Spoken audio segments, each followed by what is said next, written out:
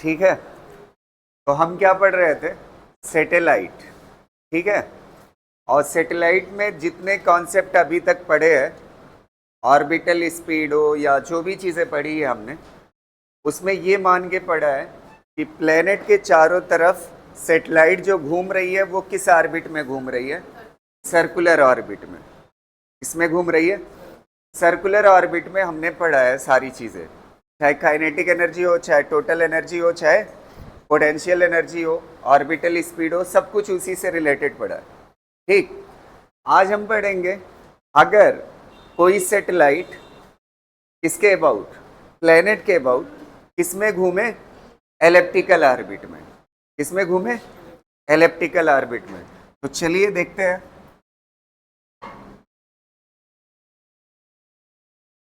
ठीक है, अगर कोई सैटेलाइट किसके अबाउट, प्लेनेट के अबाउट किसमें घूमती है, एलिप्टिकल ऑर्बिट में, तो क्या कॉन्सेप्ट होगा। ठीक है, तो हेडिंग डाल लीजिए, एलिप्टिकल ऑर्बिट।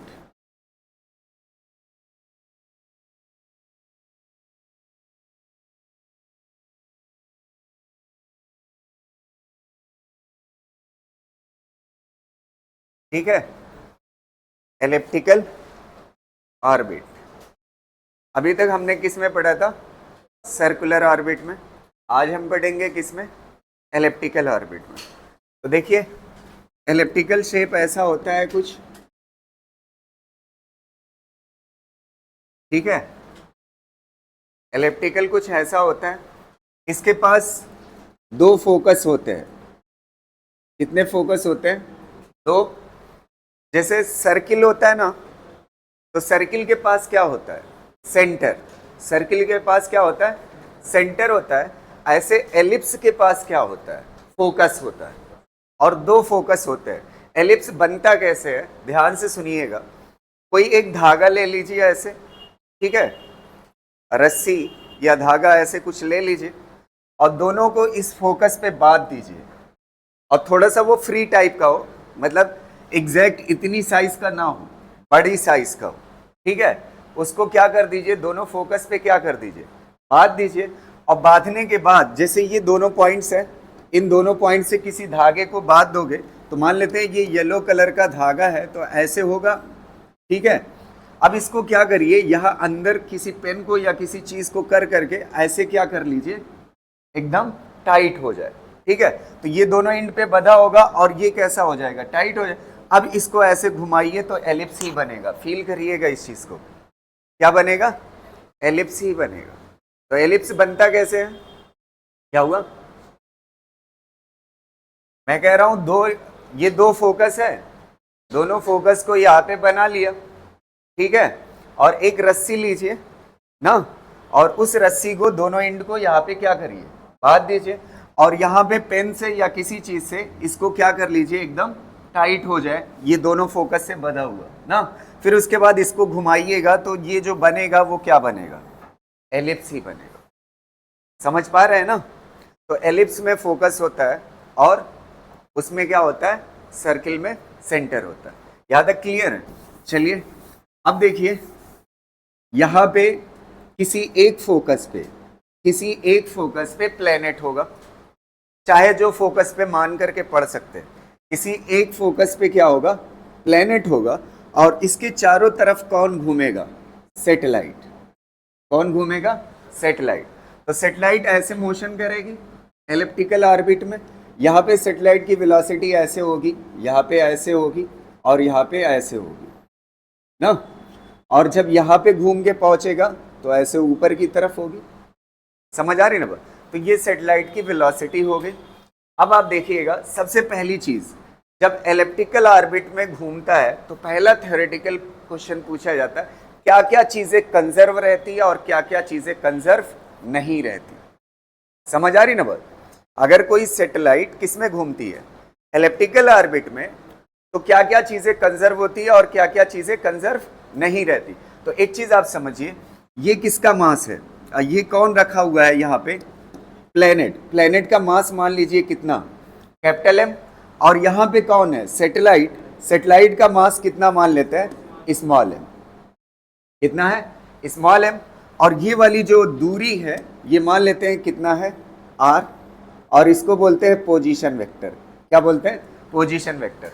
अच्छा ये बताओ, ये प्लेनेट इस मास को किस लाइन में खींचेगा? किस लाइन में खींचेगा? हैं?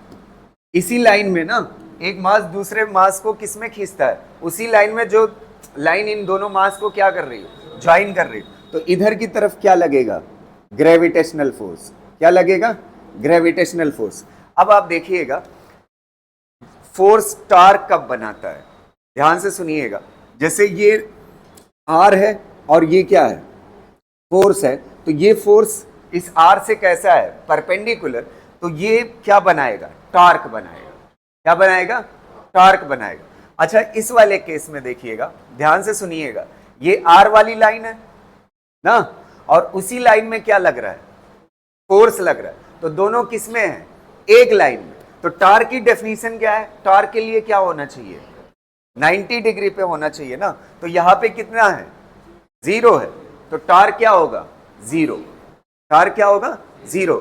तो फोर्स चलाता है और टार्क क्या करता है? घुमाता है किसी चीज। किसी चीज को क्या करता है? घुमाता है। तो इस केस में टार्क क्या है? टार्क क्या है? 0। टार्क कैसा है? अरे टार्क कैसे?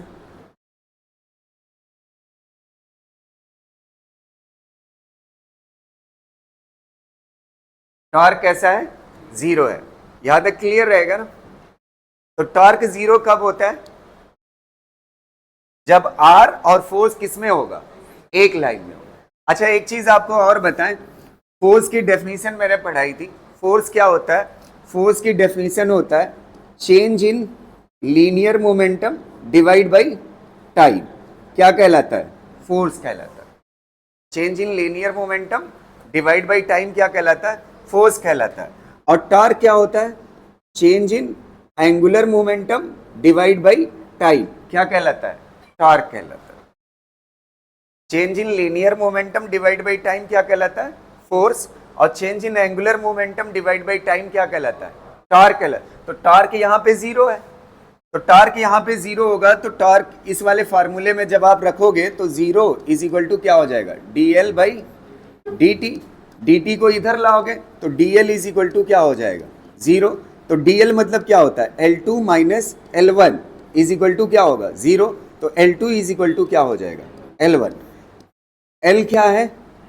Angular momentum. L क्या है? एंगुलर। तो एंगुलर मोमेंटम चाहे 0.1 हो चाहे 0.2 हो, हर जगह क्या होगा? सेम होगा। क्यों सेम होगा? क्योंकि टार्क क्या है? 0 है। तो इससे पता चलता है जब कोई सैटेलाइट एलिप्टिकल ऑर्बिट में घूमती है प्लेनेट के अबाउट, तो उस वक्त टार्क क्या होता है? 0, जिसकी वजह से एंगुलर मोमेंटम क्या रहता है? कंजर्व रहता है। पहला थ्योरेटिकल क्वेश्चन, एंगुलर मोमेंटम क्या रहता है? कंजर्व। ठीक है। तो यहां से कह सकते हो एंगुलर मोमेंटम कैसा रहता है? एंगुलर मोमेंटम रिमेन्स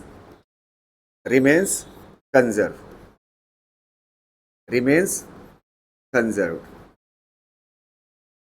क्लियर रहेगा ना? एंगुलर मोमेंटम पूरे रास्ते क्या रहेगा? कंजर्व रहेगा। अब एक बात दिक्कत करेगी, कई लोगों को एंगुलर मोमेंटम नहीं पता होगा। एंगुलर मोमेंटम किसे कहते हैं?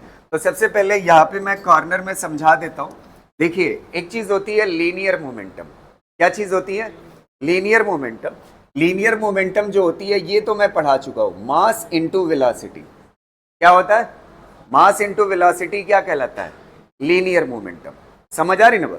अब आप देखिए ये जो लीनियर मोमेंटम है, अगर आर से कैसा हो? परपेंडिकुलर। कैसा हो? परपेंडिकुलर। ये है ना लीनियर मोमेंटम। समझ आ रही ना? आर से कैसा हो? परपेंडिकुलर। तो इसी का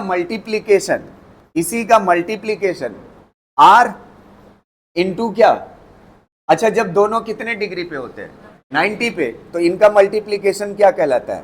क्रॉस कहलाता है। इसी को क्या बोलते हैं? Angular momentum. समझ आ रही ना बात? Linear momentum into perpendicular distance. ये परपेंडिकुलर क्या है? Position vector. अगर ये दोनों कैसे हैं? परपेंडिकुलर, तो इसका मल्टीप्लीकेशन क्या कहलाता है? क्या कहलाता है? Angular momentum. क्या कहलाता है? एंगुलर। यहां पे आपको दिखेगा, ध्यान से देखिएगा, इस वाली लाइन को देखिए, इस वाली लाइन को, ये क्या चीज है? ये यहां पे कौन है? प्लेनेट है। और यहां पे कौन है? सैटेलाइट। अगर आप देखोगे इस वाली दूरी को मान लेते हैं r। अच्छा, इसके पास ये वेलोसिटी है और मास से मल्टीप्लाई करोगे तो क्या हो जाएगा? मोमेंटम। तो देखिए r से mv कैसा है? परपेंडिकुलर। तो मोमेंटम है कि नहीं? समझ आ रही ना बात? तो एंगुलर मोमेंटम हर जगह क्या रहेगा? कांस्टेंट रहेगा। क्या रहेगा? कांस्टेंट। अच्छा, यहां पे देख लीजिए, यहां पे ये वाली दूरी अगर r है, इसको मान लीजिए r डैश है। कितना है? r dash. ये घूमते घूमते यहां पे पहुंचेगा, यहां पे पहुंचेगा तो इसकी वेलोसिटी किधर है? ऊपर। तो mv मोमेंटम किधर है? ऊपर। और ये r कैसा है? परपेंडिकुलर। तो इसका मल्टीप्लाई करोगे तो क्या आएगा? Angular momentum. तो हर पॉइंट पे एंगुलर मोमेंटम कैसा रहेगा? सेम रहेगा। हर पॉइंट पे एंगुलर मोमेंटम कैसा रहेगा? सेम, क्योंकि टॉर्क क्या है? जीरो। समझ आ रही ना? इसको कर लीजिए।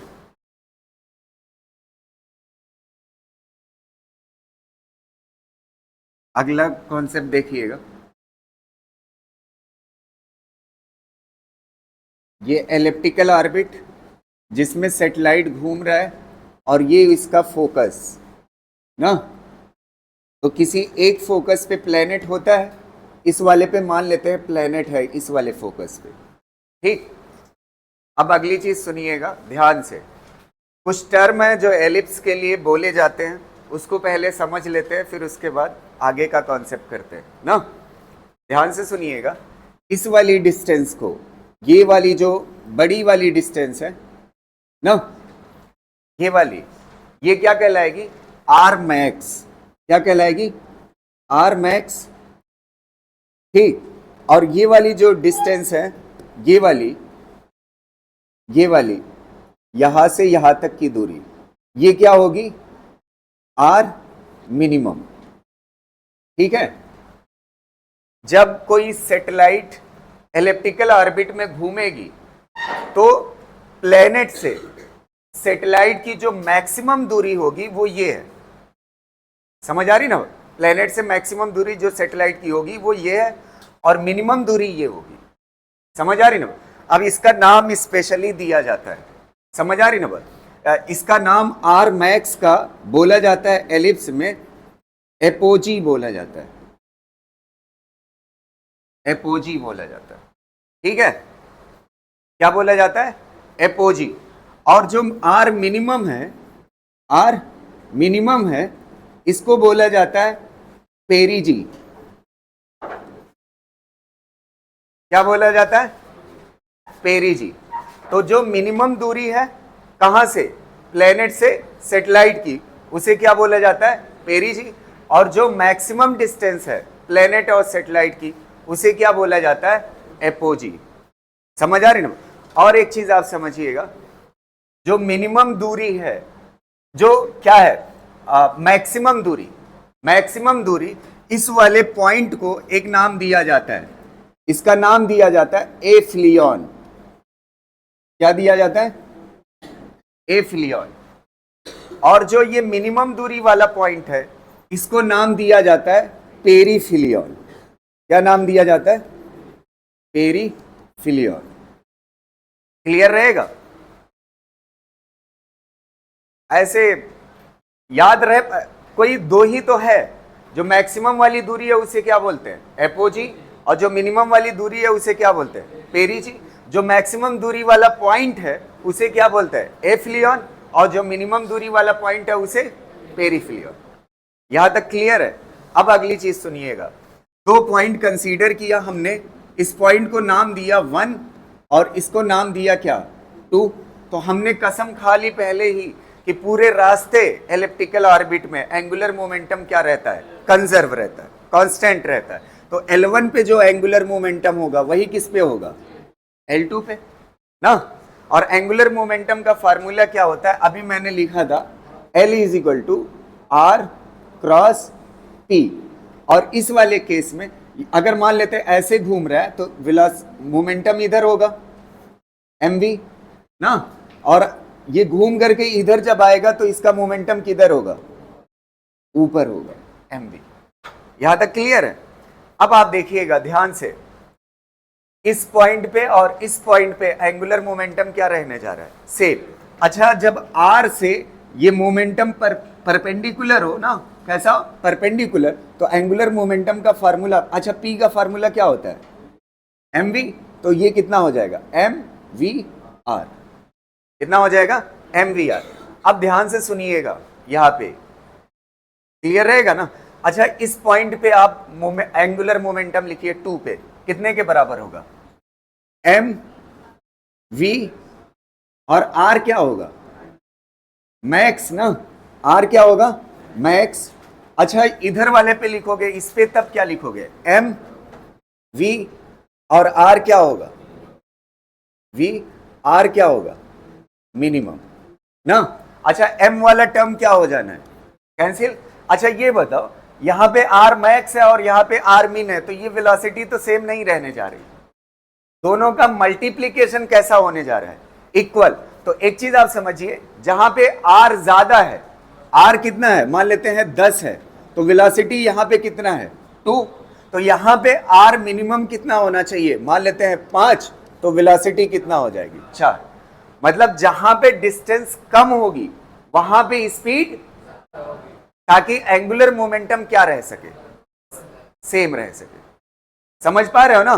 तो यहां पे जो स्पीड होगी, जहां पे r मैक्स होगा वहां पे स्पीड क्या होगी, मिनिमम, v मिनिमम, और जहां पे r क्या होगा, मिनिमम, वहां पे v क्या होगी, मैक्स।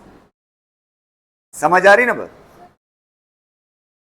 सेम होगा तो इक्वल कैसे हो पाएगा, एंगुलर मोमेंटम कंजर्व रखना है ना।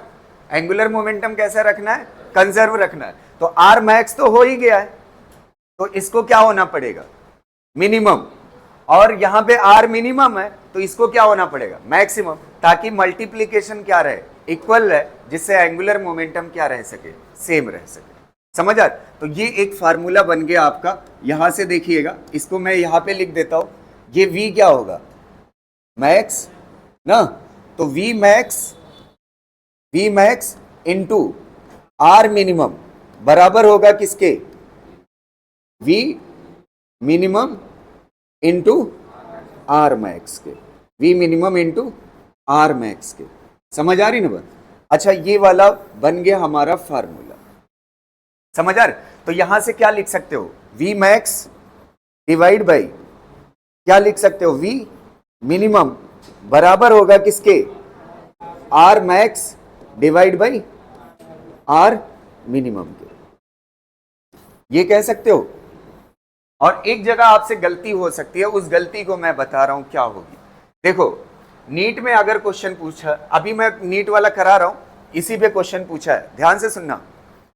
अच्छा, ये अगर आप R1 लेते हो, ये कितना लेते हो, R1, तो ये कितना होगा, V1, और ये कितना होगा, R2, तो ये कितना होगा, तो मतलब R2 V2 का मल्टीप्लीकेशन बराबर होगा किसके, यहां के हिसाब से। समझ आए। तो ये कितना होगा, ये मान लेते हैं R2 है और ये कितना है, V2, तो कितना हो जाएगा, R2 V2 ये कितना है, R1 इंटू V1। M तो कट जाना है ना, M क्या हो जाना है, कट जाना है। तो यहां से अगर आप निकालोगे, मान लेते हैं V2 डिवाइड बाई V1 निकाल रहे हो, तो V2 डिवाइड बाई V1 बराबर होगा किसके, लड़का गलती क्या करेगा, यहां से ये रटने की आदत पड़ी है ना, V मैक्स R मैक्स, तो सोचेगा ना V1 R1। समझ आ रही ना बात। ऐसे मत रिलेट करना, चला जाएगा आंसर। समझ आ रही ना बात, क्लियर रहेगा कि नहीं। चाहे यहां से देखो चाहे यहां से, एक चीज आपको समझ आ रही है, जहां पे स्पीड मैक्सिमम होगी ना, वहां पे डिस्टेंस क्या होगी, मिनिमम होगी। तो आप कह सकते हो वेलोसिटी का रिलेशन कैसा है, इनवर्सली प्रोपोर्शनल है, किसके साथ। अब आप यहां पे देखना, ध्यान से देखना, इनवर्स रिलेशन है ना, तो v जहां पे ज्यादा होगी, v का किसके साथ, r के साथ कैसा रिलेशन है, इनवर्स। तो V इनवर्स रिलेट करती है किससे? R से ना। जहां R कम होगा वहां पे स्पीड ज्यादा, और जहां पे R ज्यादा होगा वहां पे स्पीड कम। तो यहां पे R क्या है? कम, तो यहां पे स्पीड क्या होगी? ज्यादा। तो ऐसे ही यहां पे देखो, ये V मैक्स है ना, तो V मैक्स का रिलेशन ये नीचे क्या है? R minimum. तो इनवर्स रिलेशन है ना, तो जब R मिनिमम होगा तो V क्या होगा? मैक्सिमम। समझ आए? और यहां से देखोगे तो ये ही लिखा हुआ है, ये कौन सी स्पीड माना है? V2। और ये नीचे कौन है? R2। R2 कौन सी है? छोटी डिस्टेंस। तो यहां पे ये कौन है? छोटी डिस्टेंस। और ये कौन सी वेलोसिटी है? ज्यादा। तो यही तो लिखा हुआ है। समझ आ? तो ये गलती मत करना, अभी इसको मैं क्वेश्चन में करा दे रहा हूं, इसको कर लीजिए। पहले क्वेश्चन का आंसर दीजिए इससे रिलेटेड।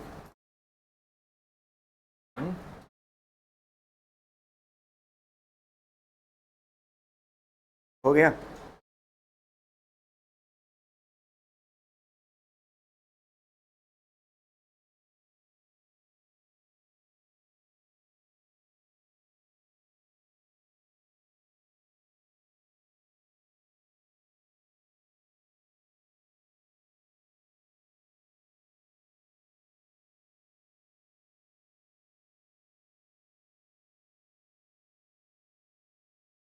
देखो, a planet is moving an elliptical orbit is close to sun। ये जानते हैं क्या कर दिया है? मैंने पढ़ाया क्या है? प्लेनेट के चारों तरफ कौन घूम रहा है? सैटेलाइट। इसमें स्टार के चारों तरफ कौन घूम रहा है? प्लेनेट। तो कॉन्सेप्ट तो वही लगेगा ना। यहाँ पे एलिप्टिकल ऑर्बिट है, यहाँ फोकस पे कौन है? सन। और घूम कौन रहा है? इसके चारों तरफ कौन घूम रहा है? प्लेनेट। समझ आ रही ना? अब कह रहा है elliptical orbit is close to the sun at a distance r1। ये close to sun, जब close to sun आता है तो डिस्टेंस कितनी है? r1 है ना। तो यहां पे स्पीड कितनी होगी? v1 ना। अब आगे कह रहा है farthest away at a distance of r2। जब r2 डिस्टेंस पे होगा मैक्सिमम ना, farthest मतलब दूर वाला, तो यहां पे स्पीड कितना होगी? v2। तो यही रिलेशन पूछा है, कौन सा सही होगा? कौन सा? बी वाला, क्योंकि v1 डिवाइड बाई क्या पूछा है? v2। तो इनवर्स रिलेशन होता है ना, तो क्या हो जाएगा? r2 डिवाइड बाई, बस सही हो गया। ठीक है।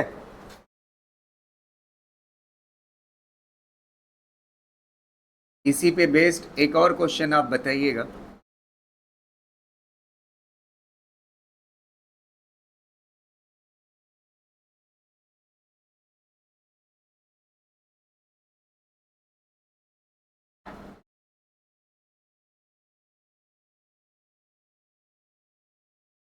ये वाला क्वेश्चन बताइए।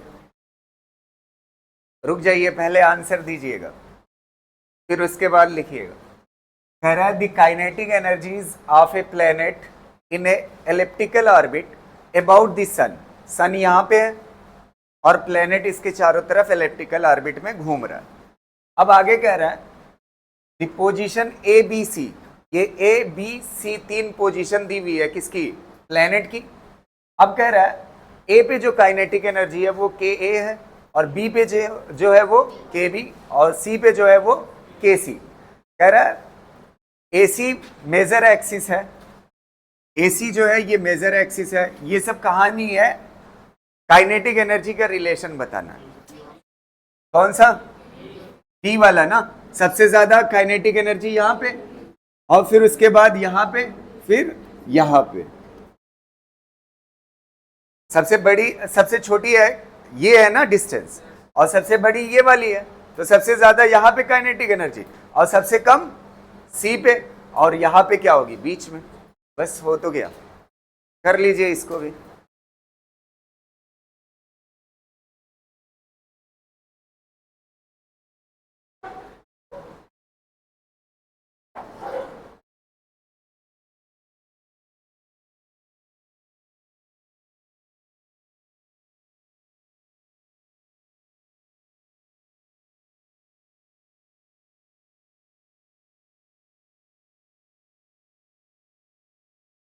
है?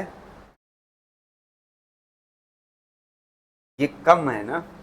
अरे थोड़ा सा आप बड़ा बना लीजिए, ठीक है। ये ज्यादा अंडाकार हो गया है, थोड़ा सा ऐसा होना चाहिए था।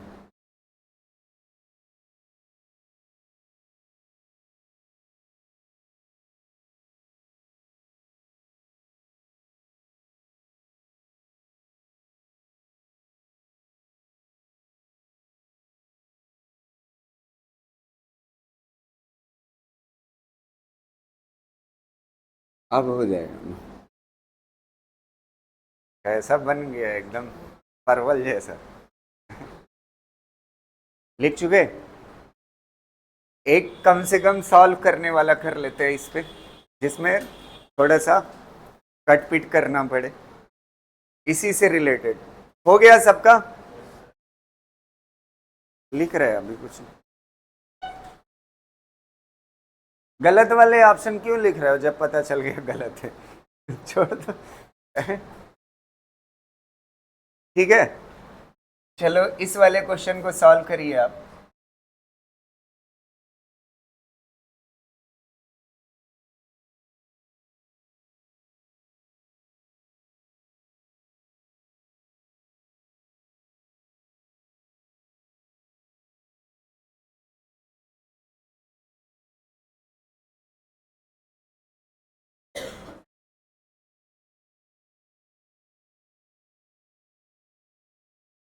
ये वाला क्वेश्चन करिए। A satellite revolves around a planet in elliptical orbit. Satellite किसके चारों तरफ घूम रही है? प्लेनेट के। किस ऑर्बिट में? Elliptical orbit. It's perigee, perigee मतलब मिनिमम डिस्टेंस। अच्छा, थोड़ा बहुत अगर लॉजिकली कहूं, परिजी होता है ना, है कि? तो परिजी मिनिमम रहेगा, ठीक है। और एपोजी जो होगा वो क्या होगा? मैक्सिमम। ठीक, तो ऐसे लॉजिकली याद रख सकते हो, परिजी कैसी होंगी? मिनिमम, ठीक है।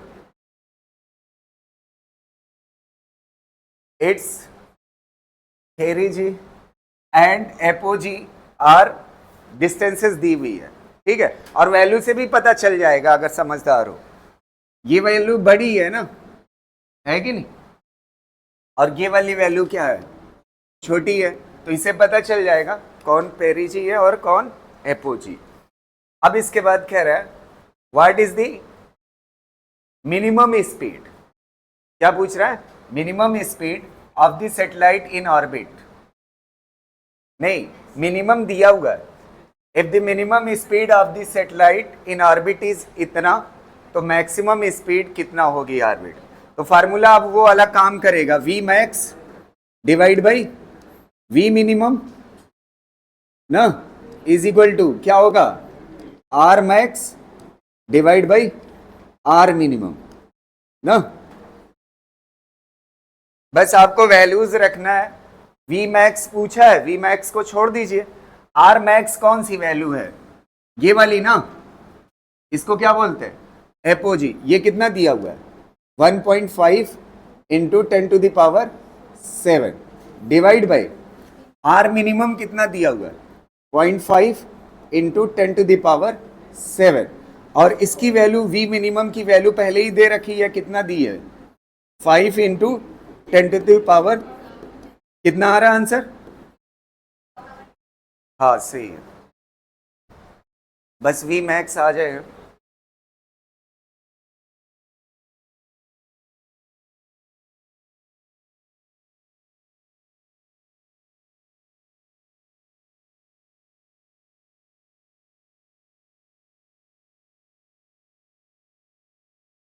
Satellite satellite moves around the planet around the planet in elliptical orbit।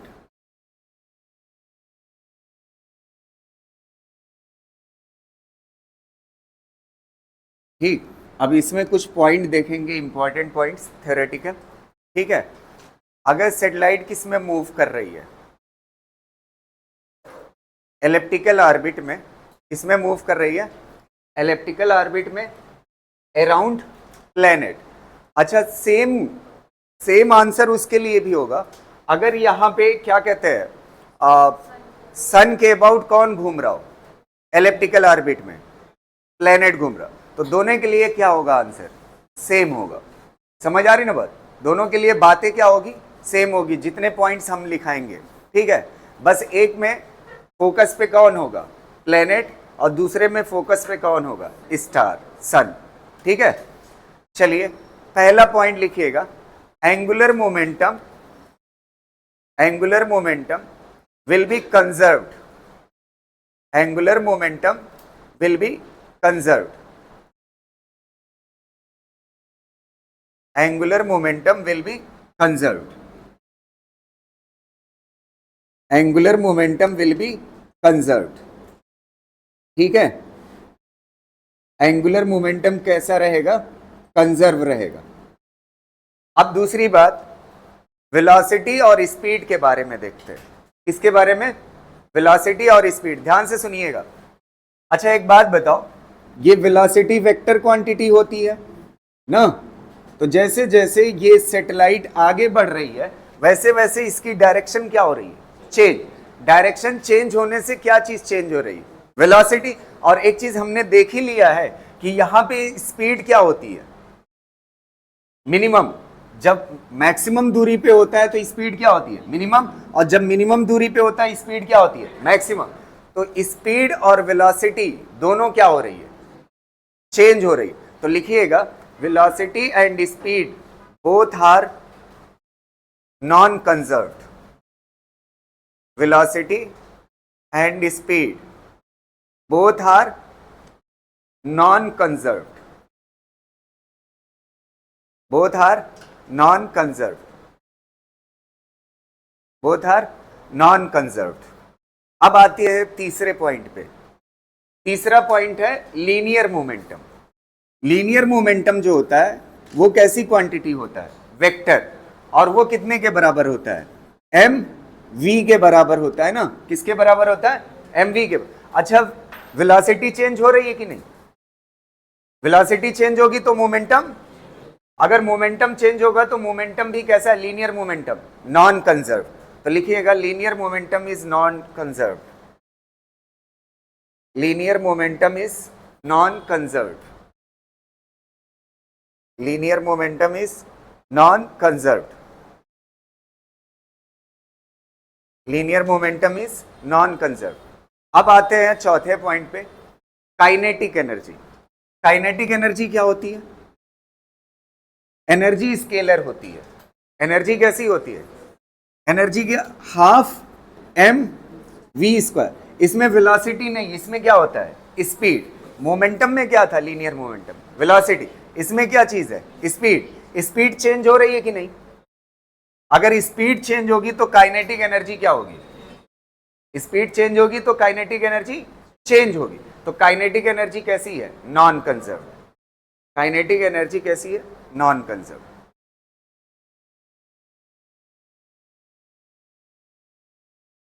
Kinetic energy कैसी है, नॉन कंजर्व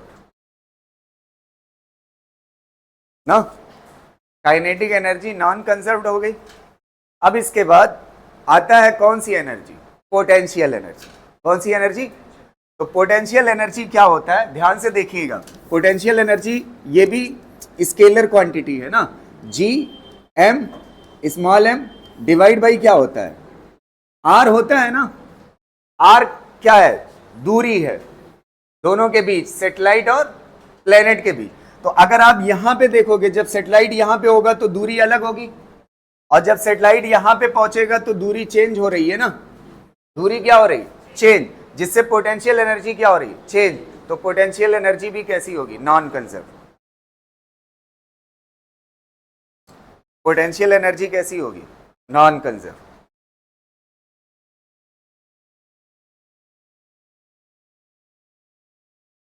अब बात आती है लास्ट एनर्जी, जिसका नाम क्या है, टोटल एनर्जी। एक बात बताइए, क्लियर रहेगा ना? तो मेरा कहने का सेंस ये है कि टोटल एनर्जी एक लौती एनर्जी है जो क्या रहेगी, पूरे रास्ते कंजर्व रहेगी। तो लिख लीजिए total energy will be conserved.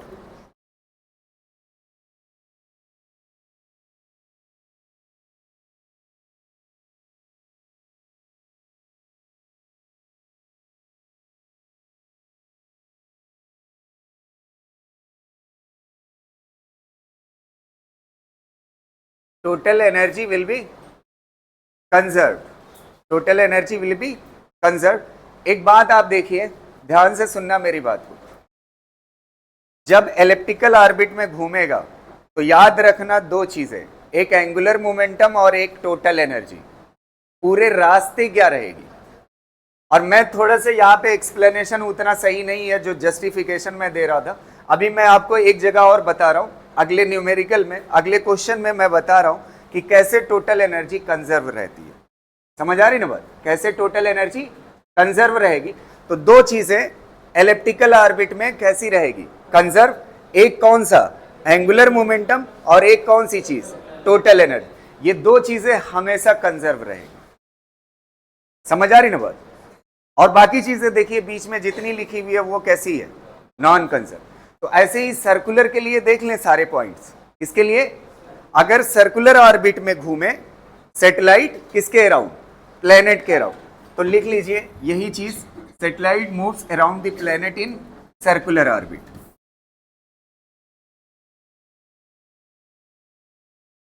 ये हो गया आपका प्लेनेट, ठीक। और प्लेनेट का मास कितना ले लेते हैं, कैपिटल एम, रेडियस कितना, कैपिटल आर, और इसके चारों तरफ कौन घूम रहा है, सैटेलाइट ना। पहला पॉइंट बताइए, एंगुलर मोमेंटम कंजर्व होगा कि नहीं? होगा। इसके पीछे रीजन क्या है, देखिए ये कौन सा है, पोजीशन वेक्टर ना, और ग्रेविटेशनल फोर्स किस में लगेगा, इसी लाइन में लगेगा। समझ पा रहे हो ना? और एक फील के लिए मैं बात बताऊं, ध्यान से सुनना, मेरी बात को समझो, एक मिनट। ये मान लेते हैं एक्सिस है, इसके चारों तरफ ये पेन घूम रही थी ना। अच्छा, इस पेन को घूमने के लिए मुझे फोर्स किधर लगाना पड़ेगा, इस पेन को घुमाने के लिए ऐसे लगाना पड़ेगा ना। अगर इधर से इस लाइन में फोर्स लगा दूं ऐसे, तो ये घूमेगा? कभी नहीं घूमेगा। तो अगर आप ध्यान से देखोगे ना, ये सेंटर एक्सिस है ना, एक्सिस वाली लाइन में फोर्स लग रहा है। अच्छा, घुमाने के लिए कैसा लगना चाहिए, परपेंडिकुलर। अगर एक्सिस की लाइन में फोर्स होता है तो वो चीज कभी घूम नहीं सकती। अगर नहीं घूमेगी तो टार्क क्या होगा, जीरो होगा। और टार्क जीरो होगा तो एंगुलर मोमेंटम क्या रहेगा, कंजर्व। तो पहला पॉइंट लिख लीजिए, angular momentum will be conserved circular orbit में। अगर सर्कुलर ऑर्बिट में घूमे तो एंगुलर मोमेंटम क्या रहेगा, कंजर्व रहेगा। अब दूसरा पॉइंट देखिएगा, वेलोसिटी और स्पीड के बारे में बताइएगा। एक मिनट, अगर सैटेलाइट सर्कुलर ऑर्बिट में घूम रही है तो इसके वेलोसिटी की डायरेक्शन यहां पे इधर होगी, और जब यहां पे पहुंचेगा तो इसके वेलोसिटी की डायरेक्शन ऐसे हो जाएगी ना, और जब यहां पे पहुंचेगा तो वेलोसिटी की डायरेक्शन ऐसे हो जाएगी। तो अगर स्पीड मान लेते हैं 5 मीटर पर सेकेंड है, कितना है, 5 मीटर पर, डायरेक्शन तो चेंज हो रही है ना। डायरेक्शन चेंज होगा तो वेलोसिटी क्या होगी, चेंज। तो वेलोसिटी कैसी है, नॉन कंजर्व, और स्पीड कंजर्व। तो लिख लीजिए velocity conserve, speed non conserve, sorry उल्टा बोल, लिख लीजिए वेलोसिटी नॉन कंजर्व और speed conserve. Velocity non conserve, क्योंकि डायरेक्शन क्या हो रही है, वेलोसिटी चेंज हो रही है। डायरेक्शन चेंज होने से वेलोसिटी क्या हो रही है, चेंज हो रही है। तो वेलोसिटी चेंज होगी, तो वेलोसिटी कैसी है, नॉन कंजर्व, और स्पीड कैसी है, कंजर्व। अच्छा, वेलोसिटी से क्या बनता है, मोमेंटम, तो मोमेंटम कंजर्व होगा, लीनियर मोमेंटम कंजर्व नहीं होगा क्योंकि ये किस पे डिपेंड करता है, वेलोसिटी। तो वेलोसिटी क्या हो रही है, चेंज, तो लीनियर मोमेंटम भी क्या होगा, चेंज। तो लिखिएगा linear momentum non conserve, linear momentum non conserve. Linear momentum कैसे रहेगा, नॉन कंजर्व। अब कौन सा बच रहा है, काइनेटिक एनर्जी। अच्छा, स्पीड चेंज हो रही है, तो काइनेटिक एनर्जी में क्या होता है, स्पीड होता है ना, ये क्या होती है, स्पीड। तो स्पीड चेंज नहीं हो रही, तो काइनेटिक एनर्जी चेंज नहीं होगी, तो काइनेटिक एनर्जी क्या रहेगी, कंजर्व।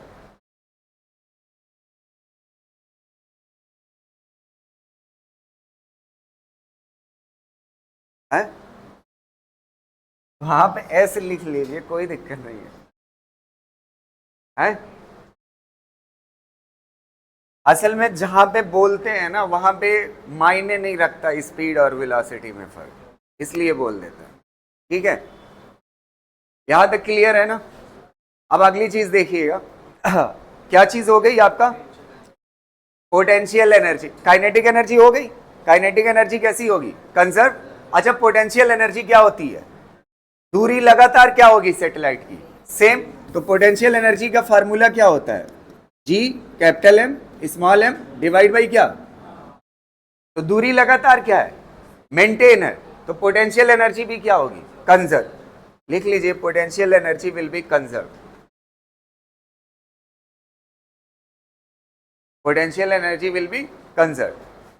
टोटल एनर्जी के बारे में क्या ख्याल है, वो भी क्या रहेगी, कंजर्व। वो भी क्या रहेगी, कंजर्व। वो भी क्या रहेगी, कंजर्व। समझ आ रही ना वो। चलिए अब नीट के पीवाईक्यू करते हैं इतनी चीजें पढ़ने के बाद, ठीक।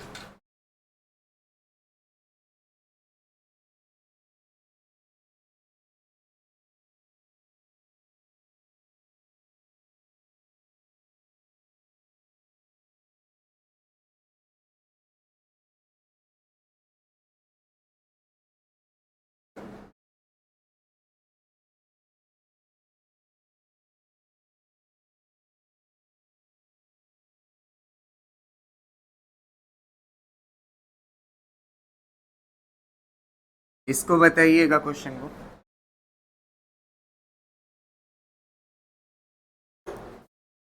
A planet is moving in elliptical orbit if T U E L R it's, T क्या है, काइनेटिक एनर्जी, T क्या है, काइनेटिक एनर्जी, U क्या है, पोटेंशियल एनर्जी, E क्या है, टोटल एनर्जी, और L क्या है, angular momentum.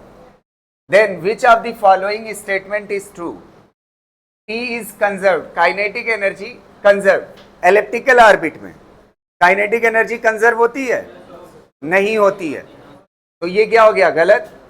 U is always positive, U क्या है, पोटेंशियल एनर्जी, पोटेंशियल एनर्जी कैसी होती है, नेगेटिव होती है, तो ये भी क्या है, गलत। E क्या है, E is always negative, E क्या है, टोटल एनर्जी। तो टोटल एनर्जी बधा हुआ मोशन कब होता है, जब टोटल एनर्जी कैसी हो, जब टोटल एनर्जी निगेटिव होती है तभी बधा हुआ मोशन होता है। तो ये वाली बात क्या है, सही है। अब बचा ये वाला option, L is conserve but direction of vector L will be continuously changes. ये बात गलत है, L की डायरेक्शन चेंज नहीं होती। देखना कैसे डायरेक्शन चेंज नहीं होती, डायरेक्शन के बारे में समझ लीजिए। जैसे ये एलिप्टिकल ऑर्बिट में घूम रहा है, यहां पे फोकस पे कोई चीज, ये प्लेनेट है और ये मान लेते हैं सैटेलाइट है, ठीक है। एक चीज आप समझिएगा, डायरेक्शन कैसे निकालते हैं, जैसे यहां पे अगर ये क्या है, प्लेनेट, और ये क्या है, सैटेलाइट, तो इसकी वेलोसिटी ऐसे होगी और यहां पे ये r होगा, ठीक है। ये क्या होगा, mv। ध्यान से सुनिएगा मेरी बात को, यहां पे अगर आप देखोगे, बढ़िया से समझना, ये जो mv है ये r से कैसा है, परपेंडिकुलर। कैसा है, परपेंडिकुलर। तो r क्रॉस पी क्या देता है आपको? पी क्या देता है आपको? एंगुलर मोमेंटम देता है। आर क्रॉस पी क्या देता है? Angular moment. अब देखिएगा, जो पहला वेक्टर होता है उसकी डायरेक्शन में आप दाहिने हाथ की हथेली कर दीजिए, ये पहला वेक्टर हो गया। और जो दूसरा वेक्टर होता है उसकी तरफ किसको कर दीजिए? समझ आ रही ना बात? फिंगर को। तो अंगूठा जिधर आएगा वो किसकी डायरेक्शन होगी? एंगुलर मोमेंटम की। वो किसकी डायरेक्शन होगी? Angular momentum. तो एक बात ध्यान से समझिएगा, ये हकीकत में ऐसे नहीं है, बल्कि ये सेंटर में है और ये ऐसे चारों तरफ घूम रहा है। ठीक है, तो आप देखोगे आर ऐसे है ना, तो आर पे ऐसे कर दोगे पंजे को, और इधर की तरफ घूम रहा है, तो अंगूठा किधर आ रहा है?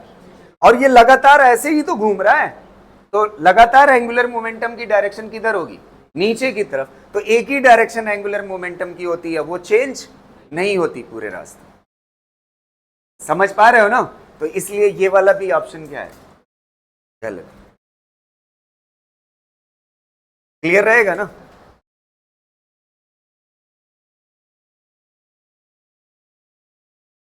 डायरेक्शन एकदम सिंपल सा कॉन्सेप्ट, राइट हैंड यूज करना है।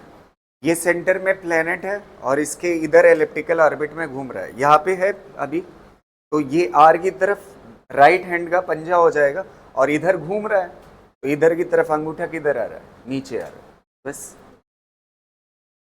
तो ये पूरे रास्ते ऐसे ही घूम रहा है ना। या तो ऐसे समझो, जैसे देखो ये बस एंगुलर मोमेंटम के लिए मैं बता रहा हूँ, ऐसा कर लीजिए, यहाँ पे क्या है आपका? प्लेनेट, और इसके चारों तरफ ऐसे घूम रहा है। जिस तरफ घूम रहा है उस तरफ दाहिने हाथ के पंजे को घुमा दो, जिधर अंगूठा है उधर एंगुलर मोमेंटम। तो पूरे रास्ते ऐसे ही घूम रहा है ना, तो अंगूठा लगातार किधर रहेगा? नीचे रहेगा। क्लियर रहेगा ना? चलिए अगला थ्योरेटिकल क्वेश्चन, एक और।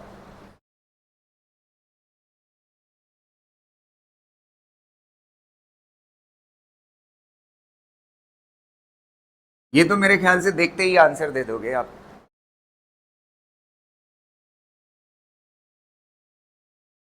A planet revolving around the sun in elliptical orbit.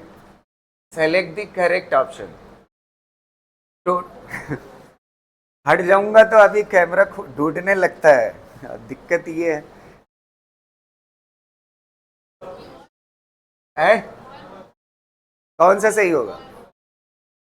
Total energy of the planet is negative at all points, ये बात सही है, बधा हुआ मोशन है। और नेट टॉर्क जीरो, और linear momentum conserve, linear momentum of the planet is not conserve, तो ये भी सही है। तो क्या हो जाएगा? बस सही हो जाएगा। ये एनसीईआरटी का है।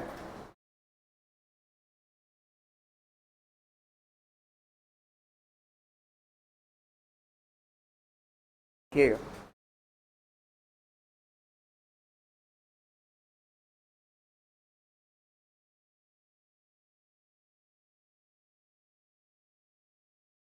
हो गया। लिख रहे हैं काफी लोग।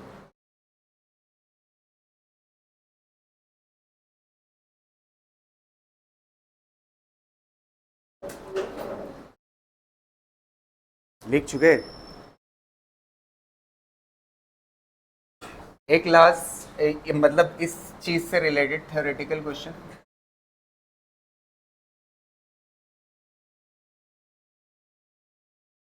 Consider a planet moving in an elliptical orbit around the sun. The work done on the planet by the gravitational force of the sun. This question has multiple correct answer. ठीक है, एक प्लेनेट है जो सन के चारों तरफ क्या कर रहा है? एलिप्टिकल ऑर्बिट में घूम रहा है। तो आपसे कह रहा है इसमें से हो सकता है मल्टीपल सही हो जाए, तो कौन कौन से सही होंगे और कौन कौन से गलत होंगे? है?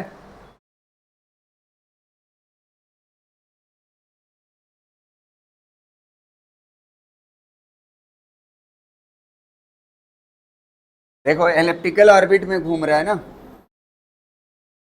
यहाँ पे मान लीजिए फोकस, और फोकस पे कौन है?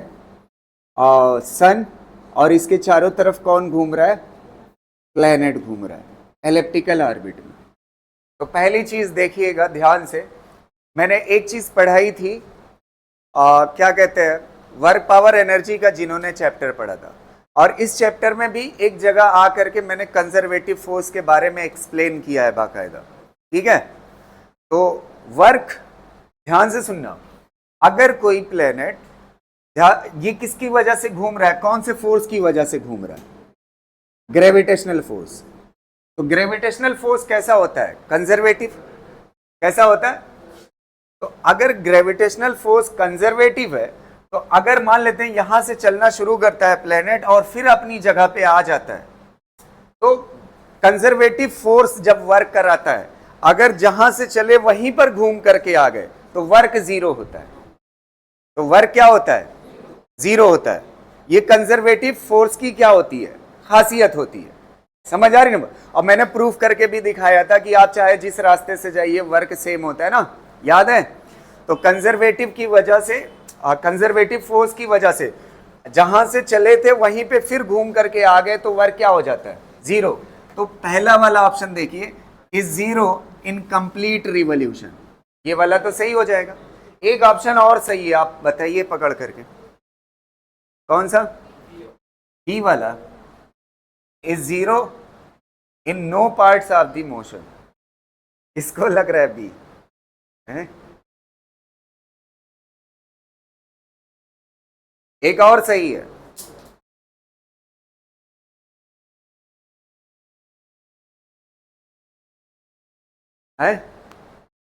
एक जगह देखो, ये वाला देखो, ये वाली दूरी, ये क्या कहलाती है? R max. आर मैक्स से वेलोसिटी, ये वी है ना? एक मिनट ध्यान से सुनना, ठीक है? इधर क्या है? वी है।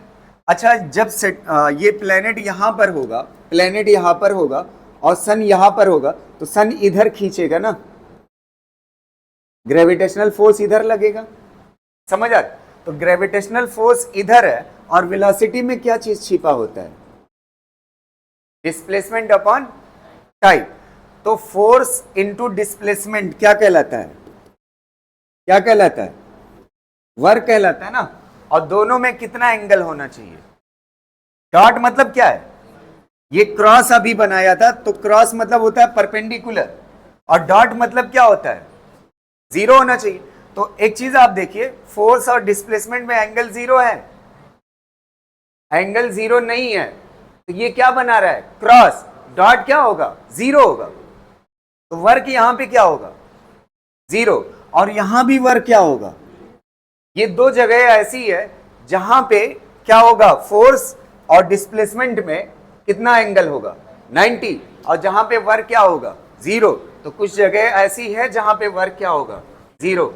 Is zero in any small part of the orbit, is zero in some part of the orbit. ठीक है? कुछ जगहों पर ऑर्बिट में क्या होगा? वर्क क्या होगा? जीरो होगा। ठीक है? अच्छा देखो, ओवरऑल जीरो कैसे होता है, थोड़ा सा मैं सेटिस्फैक्शन के लिए आपके बता दे रहा हूं, ध्यान से समझिएगा बढ़िया से। अगर मान लेते हैं यहां पे प्लेनेट पहुंचा, यहां पे, तो इसकी वेलोसिटी ऐसे होगी। एक मिनट बढ़िया से समझना, इसकी वेलोसिटी ऐसे होगी तो डिस्प्लेसमेंट ऐसे है ना। वेलोसिटी में क्या छिपा हुआ है? डिस्प्लेसमेंट ना। अच्छा, ग्रेविटेशनल फोर्स किधर लगेगा इसका? है ग्रेविटेशनल फोर्स इधर लगेगा। ये ग्रीन कलर वाली लाइन किसकी है? ग्रेविटेशनल फोर्स की ना। अब आप देखिएगा, वेलोसिटी इधर है और ग्रेविटेशनल फोर्स इधर है, तो प्योर 90 नहीं बन रहा है, 90 से ज्यादा बन रहा है। तो एक चीज आप समझिए, यहां पे ये वाला एंगल ऐसे बढ़ा सकते हैं, ये एंगल थीटा ले सकते हो, तो ये क्या हो जाएगा? ये अगर v की लाइन है तो ये जिससे एंगल लगा हुआ है ये कंपोनेंट क्या होता है? v cos थीटा ना। तो v cos थीटा ये वेलोसिटी वाली लाइन है ना। अच्छा, वेलोसिटी में क्या छिपा होता है? डिस्प्लेसमेंट। तो डिस्प्लेसमेंट से फोर्स कैसा है? अपोजिट। तो ये वर्क कैसा बनाएगा? नेगेटिव। तो कुछ जगहों पे नेगेटिव बन रहा है और कुछ जगहों पे पॉजिटिव बन रहा है, तो मिला करके ओवरऑल क्या होगा? जीरो। समझ आ रही ना बात? क्लियर रहेगा ना। और कुछ जगह ऐसी है जहां पे क्या हो रहा है, जीरो भी बन रहा है। तो ये वो दो जगह है जहां पे क्या हो रहा है, वर्क जीरो हो रहा है। तो इस पूरे कॉन्सेप्ट की क्लियरिटी के लिए इसको मैंने बता दिया, इसको कर लीजिए, दो ऑप्शन सही होगा। Properties of ellipse.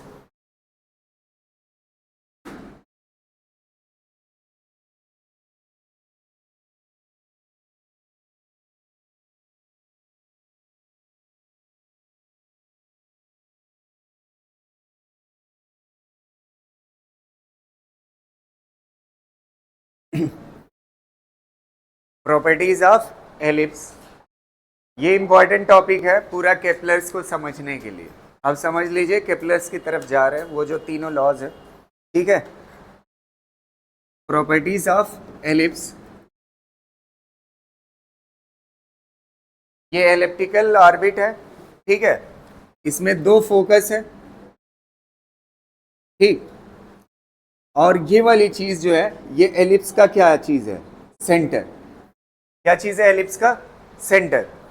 ध्यान से सुनिएगा, प्रॉपर्टीज ऑफ एलिप्स में कुछ चीजें, मतलब इसको जितना अच्छे से समझोगे आपका उतना कॉन्सेप्ट अच्छा होगा, ठीक है। तो एक चीज आप समझिए, ये जो एलिप्स का सेंटर है ना,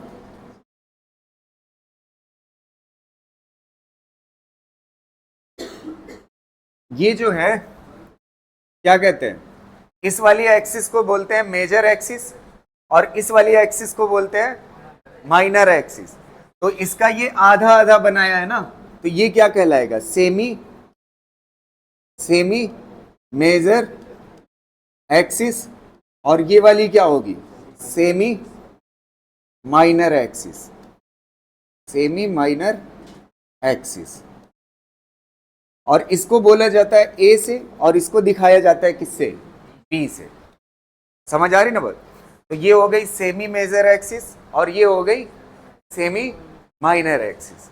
अब इसकी एक चीज देखिएगा ध्यान से, ये जो बी होता है ना, ये जो बी होता है, ये बी स्क्वायर जो होता है, बी स्क्वायर बराबर होता है किसके, ए स्क्वायर 1 - ई स्क्वायर के। ये होता है फार्मूला।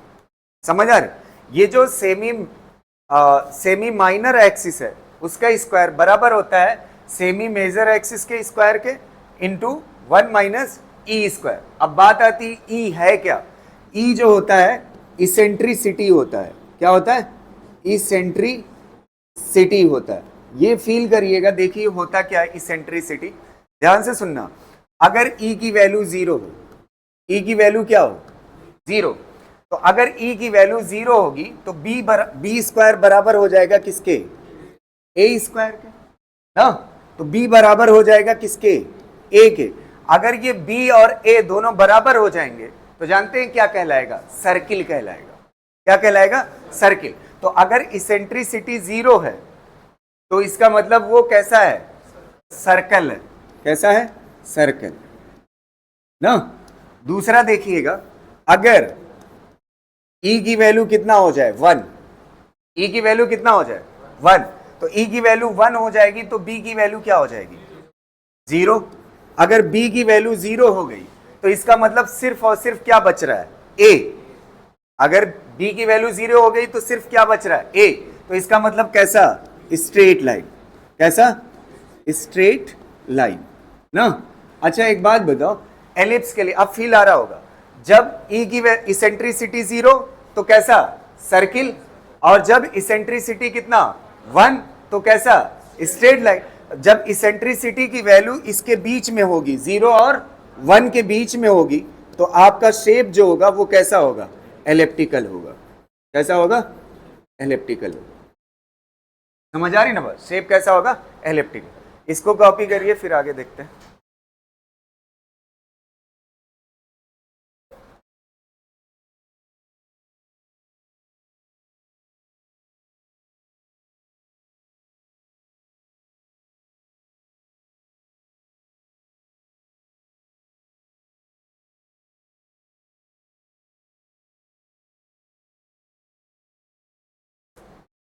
चीज देखिएगा,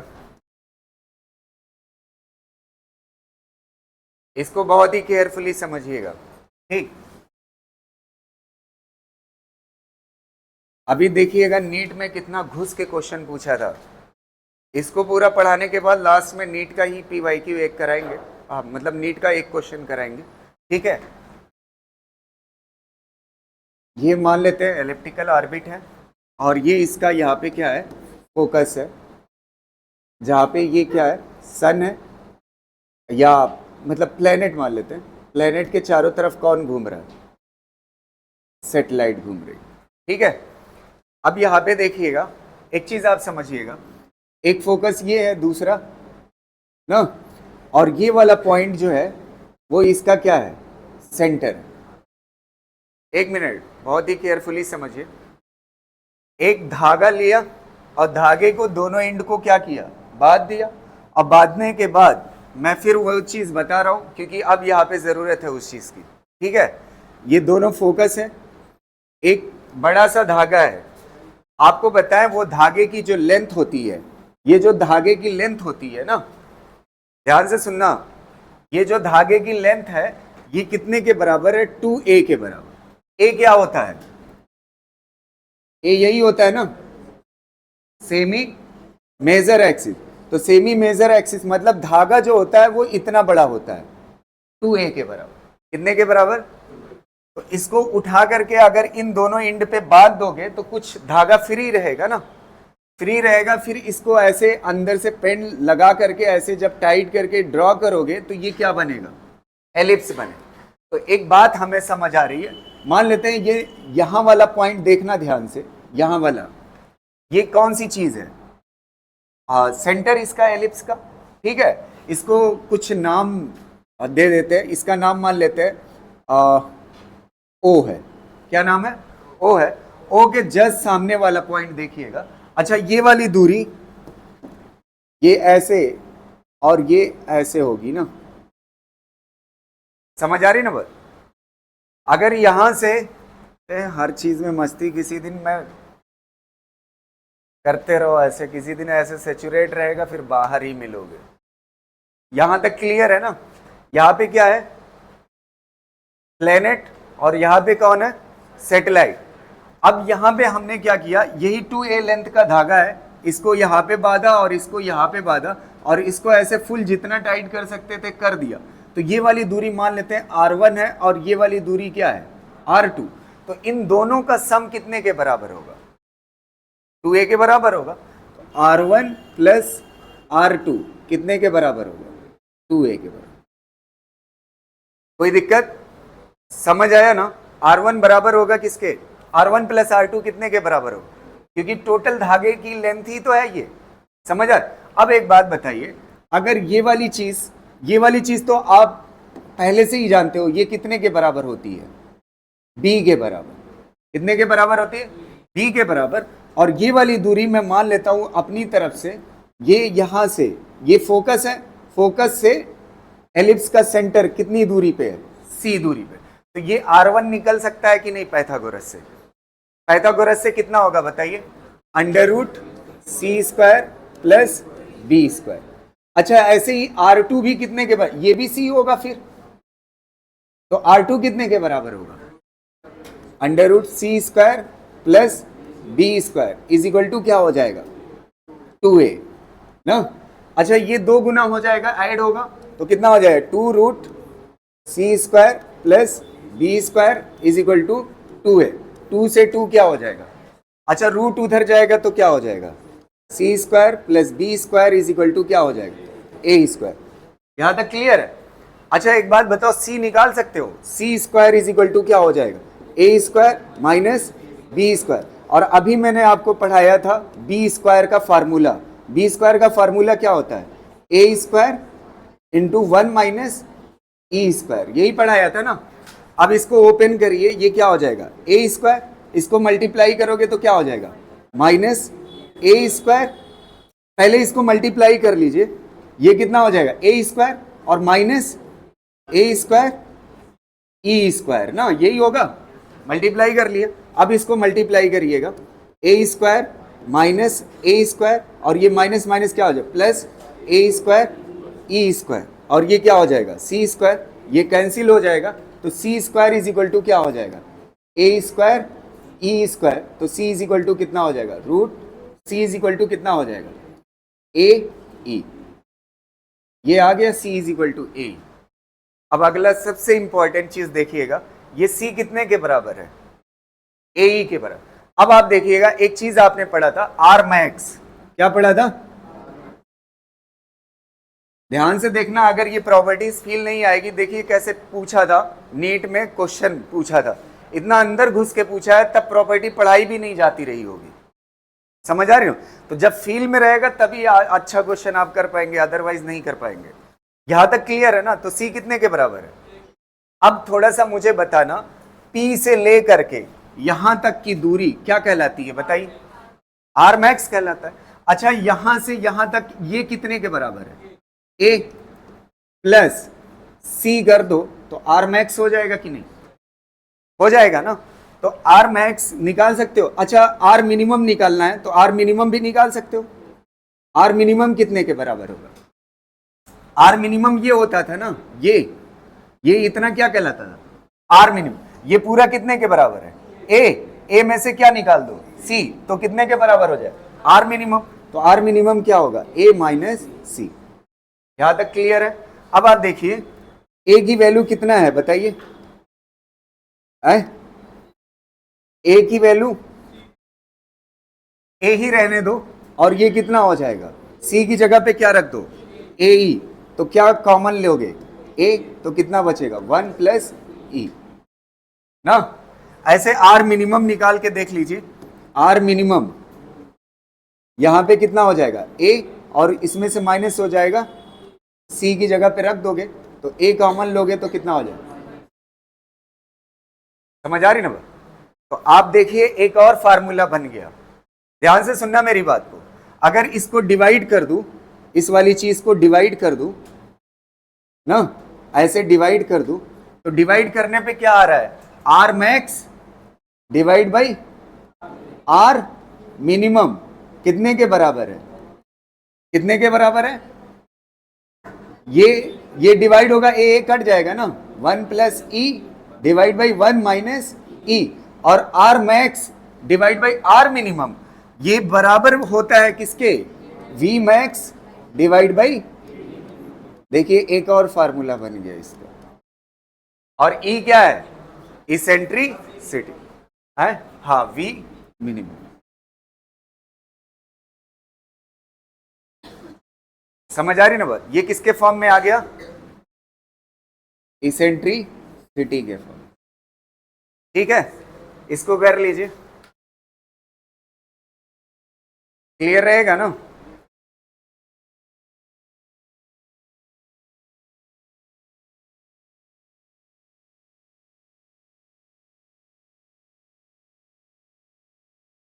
लिख चुके हैं ना, है। एक बात आप हमें ऐसे बताइएगा, ये क्या चीज होती है, ये फोकस से ये वाली दूरी क्या कहलाती है आर मिनिमम, और ये पूरी क्या कहलाती है, अच्छा आर मिनिमम और आर मैक्सिमम ही धागे की लेंथ है 2a। धागे की लेंथ कितना बताया था रेड कलर वाली लाइन से, ये कितने के बराबर बताया था 2a के बराबर ना, जिससे ये एलिप्स बनता है। समझ आ रही ना वो, क्या हुआ,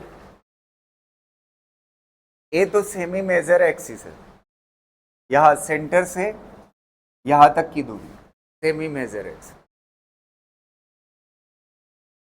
समझ आ रही ना बात, समझ पा रहे हो ना मेरी बात। ये देखो ये जो 2a है ना, ये 2a यहां से लेकर के यहां तक की दूरी है ना 2a, तो आधा क्या है a और आधा क्या है a, तो ये पूरा कितना है 2a, तो ये r मिनिमम और ये क्या है, तो r minimum plus r maximum भी कितने के बराबर है, कह सकते हो ना, ठीक है। चलिए एक प्रॉपर्टी और बस, उसमें कुछ डेरिवेशन नहीं है, बस ऐसे लिख लीजिएगा। ये एलिप्टिकल ऑर्बिट है, यहाँ पे प्लेनेट है ना, यहाँ पे क्या है प्लेनेट है, और ये वाली जो परपेंडिकुलर डिस्टेंस होती है, ये वाली ये जो परपेंडिकुलर डिस्टेंस होती है, ठीक, इसको बोलते हैं लेटस रेक्टम। क्या बोलते हैं? Latus rectum. स्पेलिंग थोड़ा सा वैसे सही ही होगी। इस पूरी लेंथ को क्या बोलते हैं? Latus rectum. और ये कितने के बराबर होता है? 2b² डिवाइड बाई ए। कितने के बराबर होता है? 2b² divide by A. B क्या है? Semi minor axis. और ए क्या है? Semi major axis. ये बी है और ये क्या है? ए। इससे निकाल सकते हो इसकी साइज कितनी होगी लेटस रेक्टम की। ठीक है, चलिए बस ज्यादा नहीं, अब नीट का क्वेश्चन कर लेते हैं, फिर क्लास छोड़ दो। ठीक, लास्ट क्वेश्चन देखो।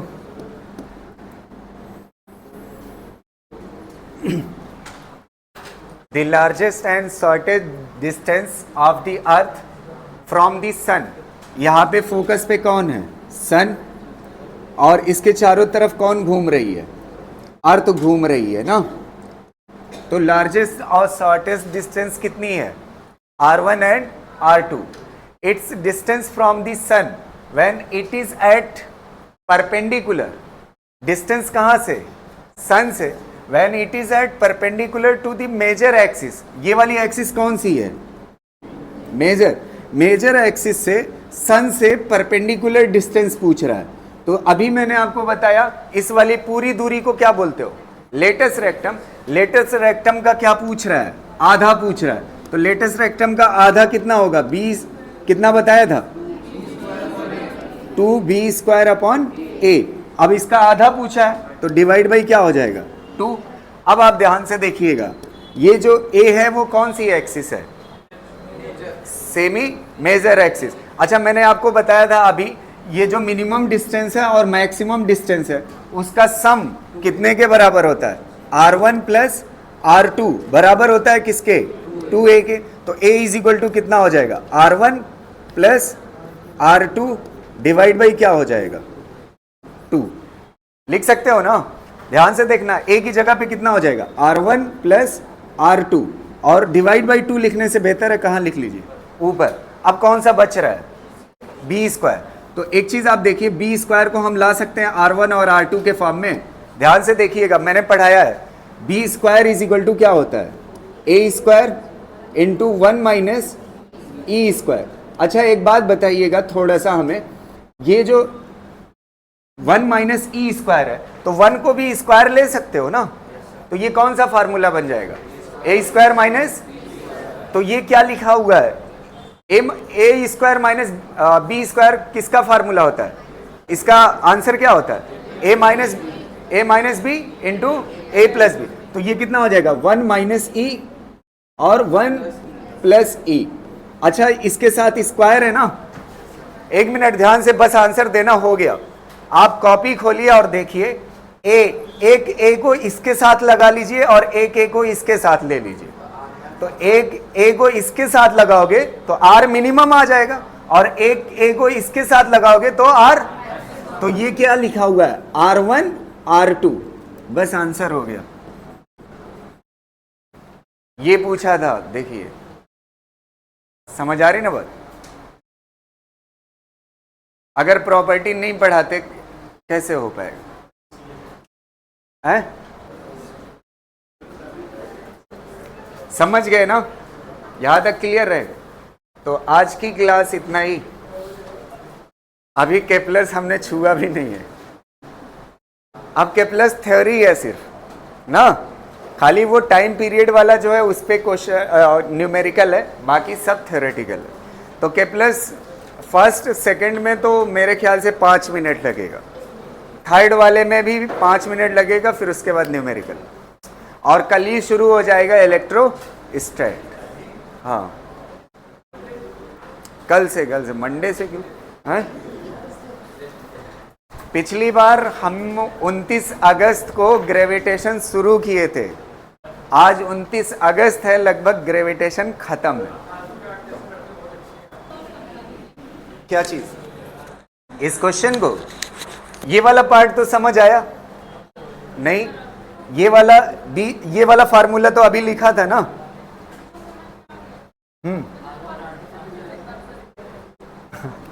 ठीक है, यही तो मैं पूछ रहा हूँ, ये पार्ट समझ आया, यहाँ से एक्सप्लेन करते इसको। ए स्क्वायर को ऐसे ही रहने दो, ये आ गया ना। तो अब आगे क्या बच रहा है, ये वाली चीज अभी मैंने बताया था कि R1 प्लस R2 बराबर होता है किसके, 2a के। माइनर और मेजर को मिला करके कितने के बराबर होता है, 2a के। तो यहाँ से a इज इक्वल टू निकल आएगा, तो a की जगह पे इसको पुट कर दो और b स्क्वायर की जगह पे उसको पुट कर दो। ठीक है, थैंक यू।